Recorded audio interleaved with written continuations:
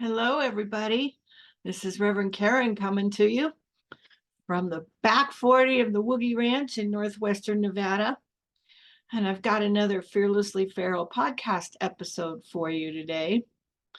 So, today's episode, the topic comes from the Centers for Spiritual Living Global Theme for March. And the title of the global theme for March is That's How We've Never Done It. And the topic for this first week of March is It's a Brand New Baby Day. And I really like that. I like That's How We've Never Done It. And I like It's a Brand New Baby Day. And I'm looking forward to this month because it'll be a dive into successfully living in today and moving beyond our past or our future. So let me do the introduction here first. Welcome, welcome, welcome to Fearlessly Feral Living. I'm broadcasting to you from the Woogie Ranch out here in the back 40 of northwestern Nevada, where I'm a half an hour away from the nearest gas station and the nearest grocery store. The mission here at Fearlessly Feral Living is to provide a strong and unshakable inner foundation that works for long-term successful living. The purpose is to activate inner self-awareness, and our vision is a world in which everyone lives wild and free. In other words, fearlessly feral. So let's dive in here, shall we? I've been reading a new daily meditation book.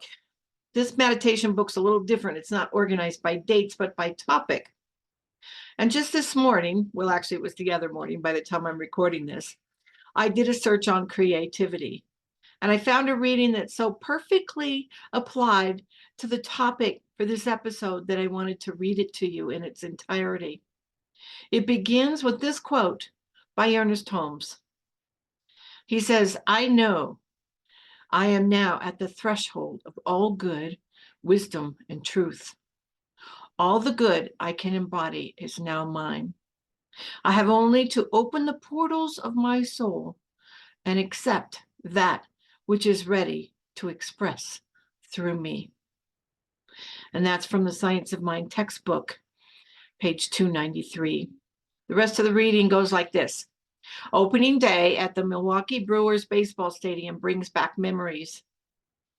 And I'm laughing because I'm going outside here. I'm laughing because I don't do sports at all. I do sports, but I don't watch sports. So the fact that I'm reading about the opening day for baseball is kind of ironic, but it fits. So stick with me here.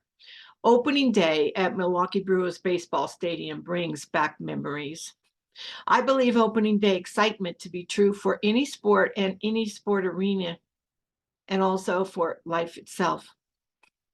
With a record free of loss and an anticipation of a successful season, opening day is also a ritual of loyal fans gathering with other aficionados to welcome another season. It goes on to say, each day of your life is an opening day to achieve something new or increase your personal value. You are spirit's outlet. Your job here is to become an outlet for its wisdom, intelligence, love, beauty, and creativity.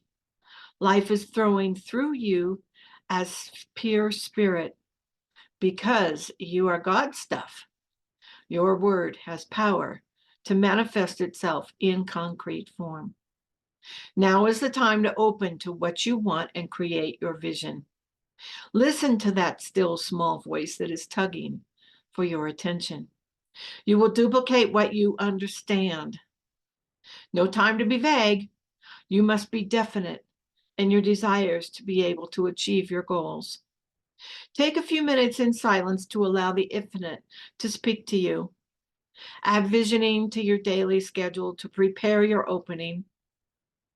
Mind, as law, is helpless without your direction.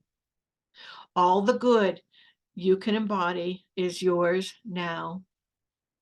Declare the command to open the doorway to your future, and it will be done unto you. I demand my vision be brought into substance. I have prepared the opening. and my demonstration is brought alive in my experience right now. That reading was written by Reverend Susan Carol Dexter. She's an interfaith and religious science minister in New Berlin, Wisconsin. Wasn't that wonderful? I just love that reading. I'll put that in the show notes too. So it's a brand new baby day. Excuse me. A brand new baby month where I'm inviting you to be curious about being and doing things differently than ever before. That's how we've never done it. And that's what I want to see this month. I want to see people doing things they've never done before, or doing the same things but in different ways. But in order to do, we must first be. So I want to continue this talk today by playing one of my favorite games. It's not a game, it's a spiritual practice. I call it What If? Other people call it curiosity. I'm kind of different, I guess. I like to call it What If? What if you could wake up each morning and automatically be filled with gratitude and joy, peace and equanimity? What if you could do this without effort, without consciously having to sit down and meditate, or without going within and assessing what you are feeling and changing those feelings that aren't serving you? What if you could just willy-nilly wake up in joy and gratitude? Wouldn't that be different? I can do it sometimes, but not all the time. Well, what if you could use this brand new baby month to be and do things differently than you've ever done them before? Seems to me like that would be a grand rising indeed. In my circles lately, we've been talking about grand risings. After all, it's the annual year-long global theme this year for Centers for Spiritual Living. Lots of doing things differently is involved in a grand rising. A couple weeks ago, I attended our annual Centers for Spiritual Living convention, where almost every speaker greeted us by saying, "Grand Rising." I like that much better than good morning. Good morning makes me grumpy. I don't know why. If you wake up and we're rooming together somewhere in a hotel at a convention or something, don't tell me good morning. It just makes me grumpy. Grand Rising, though, that's awesome stuff. And what a grand rising it was at this convention. This convention was different than any other Centers for Spiritual Living convention I've ever experienced, except for the Integration Conference in 2011. We did things differently at this convention, and I was in awe. I was inspired. I was fully and completely engaged in the consciousness of a grand rising, of doing things like we had never done them before. When it all ended, I was very, very tired, because here's what's involved in doing something like that. There's a lot of work involved. There's a lot of personal work and a lot of collective work. And people tend not to like change. It happens to the best of us. It happens to all of us. We don't like change. Change upsets us. It upsets our equilibrium. It makes it so that we can't wake up in the morning feeling gratitude and equanimity. We wake up in the morning and go, "Man, what happened?" And there's a lot of people that are now very, very uncomfortable because we did things differently. And when change happens, my recommendation is to go with it, to allow it, to ask yourself, why am I uncomfortable here? Because within that uncomfortability, that divine discomfort, as we talked about last month, within that is a glorious new grand rising for each and every one of us. Again, both personally and collectively. So take a look at that. Take a look at that. So manifesting a grand rising in our lives means thinking and speaking, and ultimately, as a result of that, doing differently than we ever have before. Did you know that how we do the little things in life is how we also do the big things? How we experience the everyday little things is typically how we also experience our years and our lives. So we begin small. That's all we have to do is begin small. So we can begin by considering what would it take to have a grand rising in our own life, one day at a time, by taking just this day, just today, just this brand new baby day, and beginning to change things. And here's some real practical ways to do that. After all, this podcast is about practical application of spiritual principles. So here we go. Consider this. We are each unique and individualized manifestations of spirit.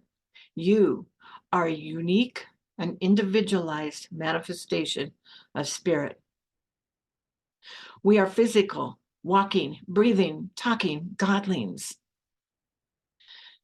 Now, if that's true, think about God. Think about everything we've been told about God, not the untrue stuff, but the attributes of spirit that we like to talk about so frequently: love and joy and peace and power, equanimity. I don't know why that's coming up for me today, but it's my word for the day, apparently. Think about the fact that God is ever reaching higher and higher and ever evolving into something greater.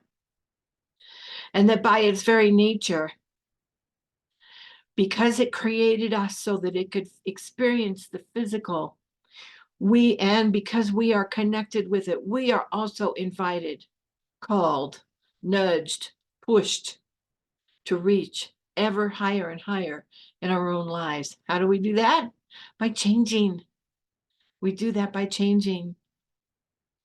So we are called to be more and more godlike in all of our affairs, 24/7. And this really isn't a tall order.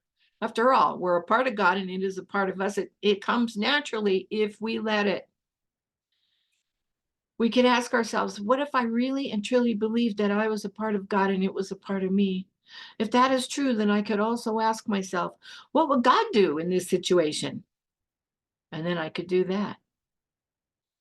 There is one other practice that I believe is essential in affecting a grand rising in our lives, in experiencing each new day as a brand new baby day, where, as Ernest Holmes puts it, the thoughts of tomorrows and the yesterdays are swallowed up in the great realization of the perfect here and the complete now. And that also from the Science of Mind textbook, page 531. It takes personal self-awareness, knowing ourselves fully and completely, knowing our feelings at any given moment, and knowing how we react in times of stress and fear, and knowing how to restore our faith when faith has disappeared. We need to know ourselves completely. We need to have that element of personal self-awareness, because without that, we can't know God. We can't know that God is within us. So we decide each and every day upon awakening to take a little dive into ourselves and make ourselves aware of what's going on inside. You might ask some questions like this of yourself. How do I feel today? Can I accept all of my feelings without judging them? And also work towards changing those feelings that don't serve me well with compassion. Am I blaming myself for something that happened in the past? What are my intentions for today? What actions do I wish to accomplish today?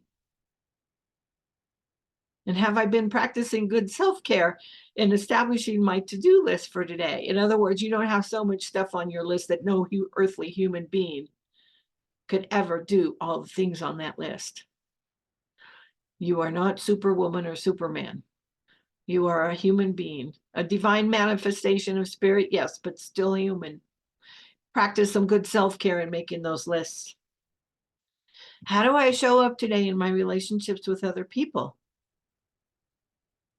Those are just some of the questions that you can ask to begin to start to affect a grand rising in your life, to have a brand new baby day every single day.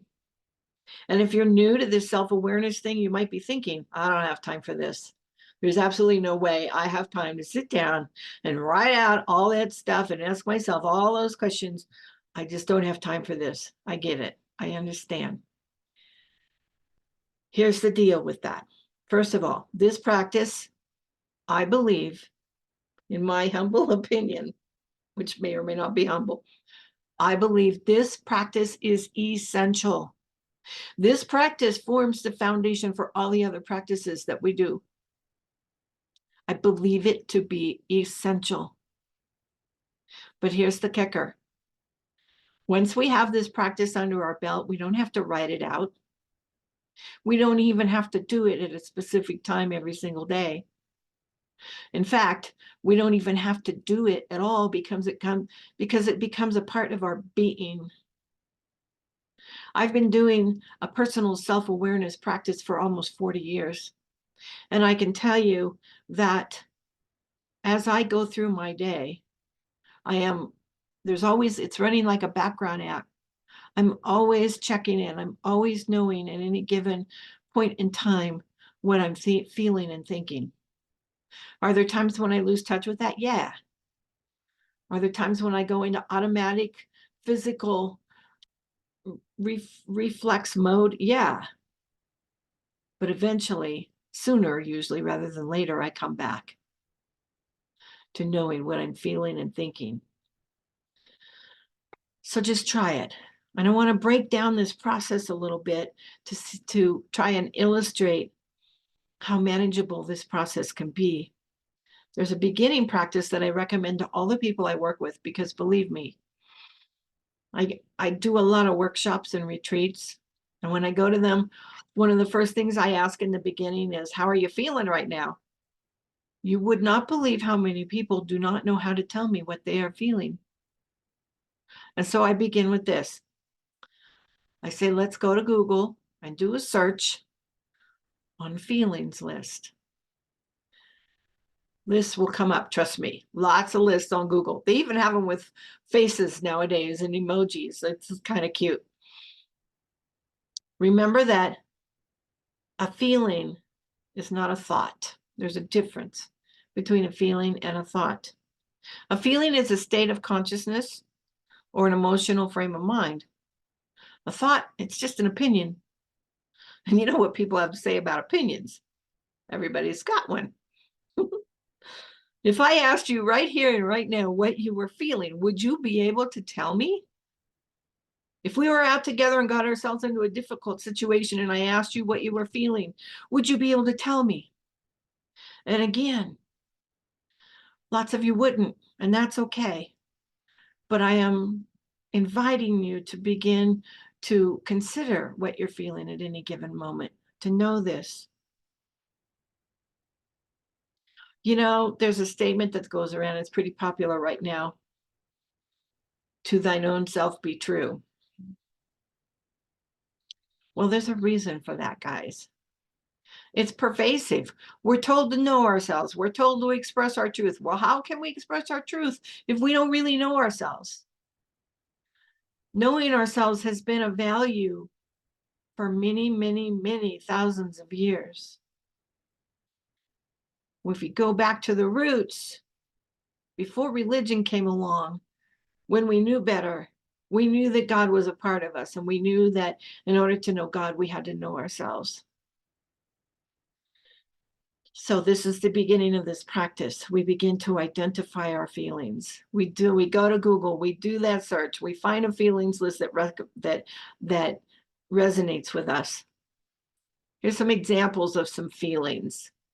Joyful, amazed, in awe, blissed out, delighted, eager, ecstatic, enchanted, energized, engaged, enthusiastic, excited, free, happy, inspired, invigorated. Here's some more feelings. Loving, sadness, confusion, happiness, fearful. I'm going to throw in loving again because loving counteracts all fear. Once you begin to be able to identify your feelings, remember, don't judge them, just notice them. And then take those feelings that you've got and take a little bit of a deeper dive into those feelings and notice how you typically react when you feel something. For example, when you see a spider in the bathtub, what do? What do you feel in that moment? Some people feel fear. They feel fearful. Some people, when they feel fearful, either run away screaming into the other room to get the spouse to remove the spider, or they kill the spider. That's what we typically do when we're in fear, you know. We fly or we fight.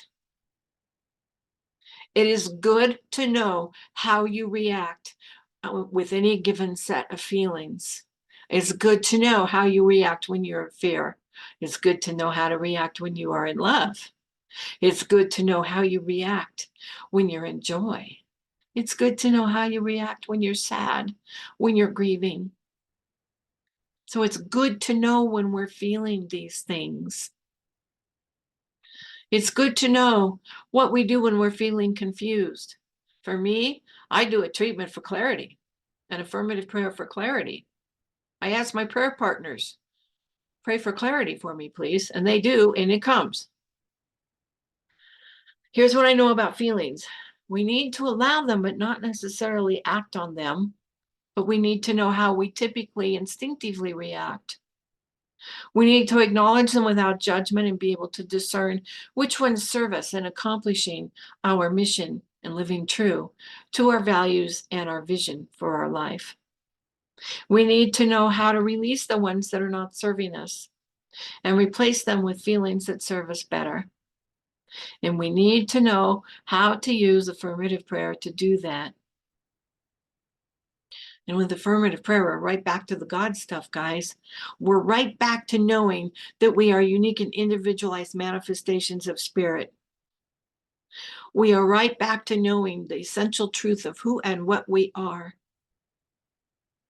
And that's a beautiful thing, because when we know that truth of who and what we are, and we feel that oneness with God, there is nothing that we cannot do.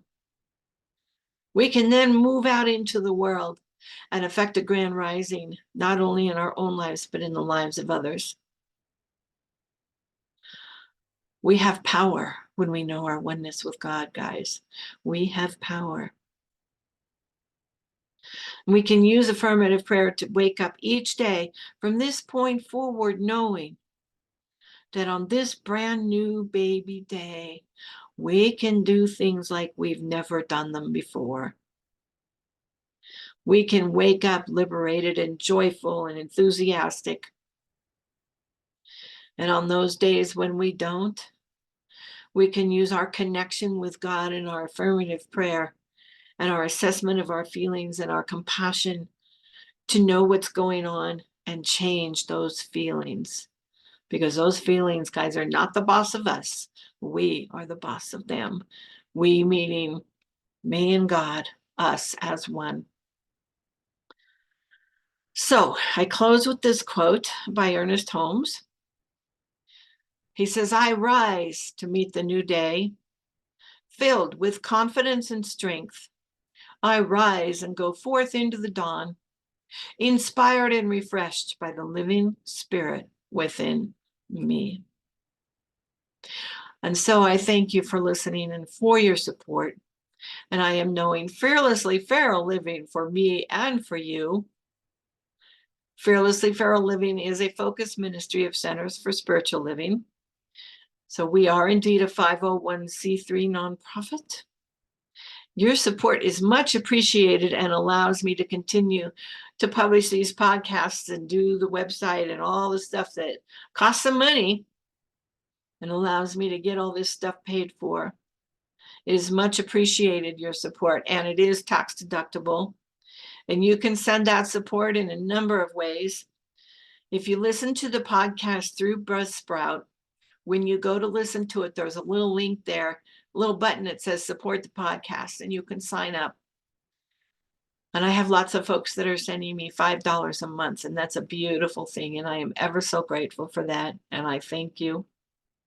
You can also do a one-time donation at my PayPal page, and it's PayPal at Karen Lindsley NV. That's Karen Lindsley NV. Now, a reminder, there is no D in Lindsley. There are two L's in Lindsley. Karen Lindsley Karen Lindsley NV. It's Linsley. And you can find all this information and more at our website at fearlesslyferal.org. Once again, until next time, I am knowing fearlessly feral living for me and for you. Thank you.